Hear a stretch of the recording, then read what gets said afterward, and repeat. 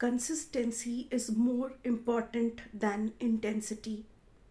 मतलब जो भी कार्य आप कर रहे हैं उसको कितनी इंटेंस तरीके से कर रहे हैं, उससे ज़्यादा इम्पॉर्टेंट है कि आप उसमें कितने निरंतर हैं।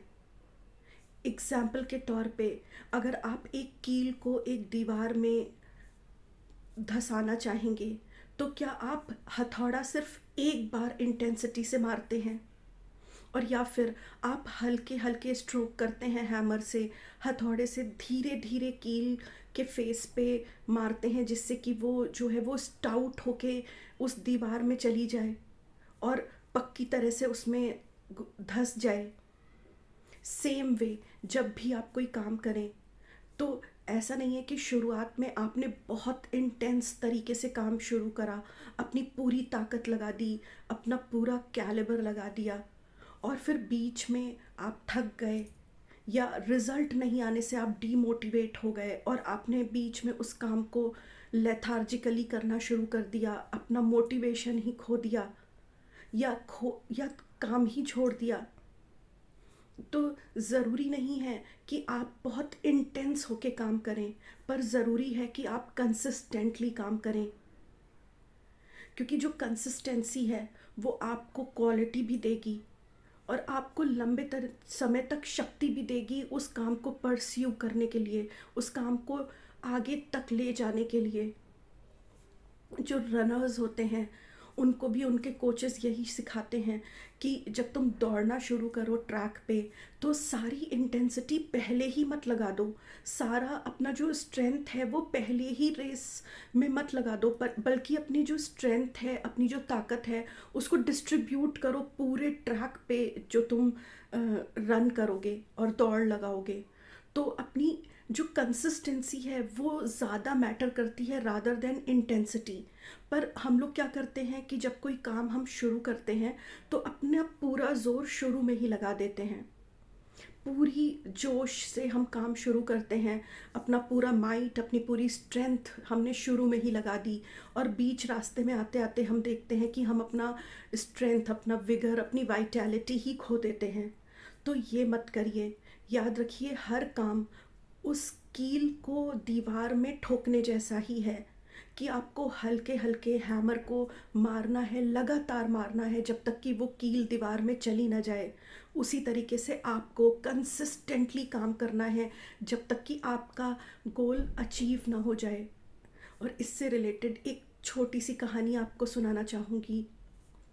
एक व्यक्ति था, उसके गांव में बहुत दिनों से पानी नहीं बरसा था, तो सब लोग बड़े परेशान थे कि अब की बार खेती का क्या होगा, पीने के लिए भी पानी नहीं है।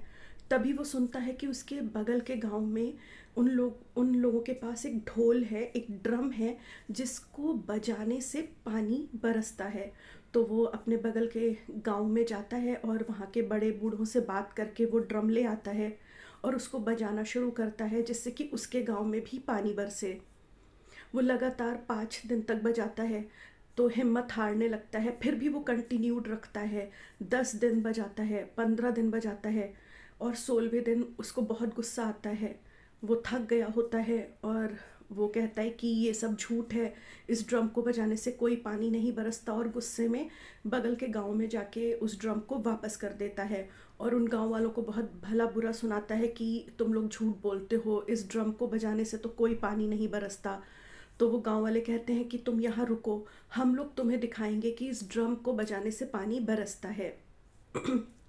तो वहाँ के गांव वाले ड्रम को बजाना शुरू करते हैं। 5 दिन हो जाते हैं, वो ड्रम बजाते रहते हैं। 10 दिन हो जाते हैं, वो तब भी ड्रम बजाते रहते हैं। 15 दिन हो जाते हैं, वो ड्रम बजाते रहते हैं। 20 दिन हो जाते हैं, वो ड्रम बजाते रहते हैं। ऐसे ही करते करते 45 दिन हो जाते हैं, वो तब भी ड्रम बजाते रहते हैं। और 50th डे, 50वें दिन पानी बरसता है। और तब वो गांव वाले उस व्यक्ति से कहते हैं, देखा, हम लोगों ने ड्रम बजाया और पानी बरसा।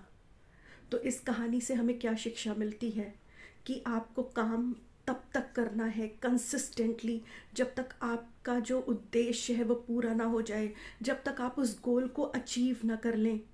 इंटेंसिटी से शुरू करके बीच में छोड़ देना उस काम तक आपको नहीं पहुंचाएगा, उस उद्देश्य तक आपको नहीं ले जाएगा, उस गोल को अचीव नहीं कराएगा। पर अगर आप कंसिस्टेंटली अपना स्ट्रेंथ उस काम को देते हैं, अपना जो भी फोकस है वो उस काम को देते हैं, तो यकीन मानिए आप उस गोल को अचीव कर लेंगे, उस उद्देश्य को प्राप्त कर लेंगे। तो याद रखिए, consistency is more important than intensity. Thank you.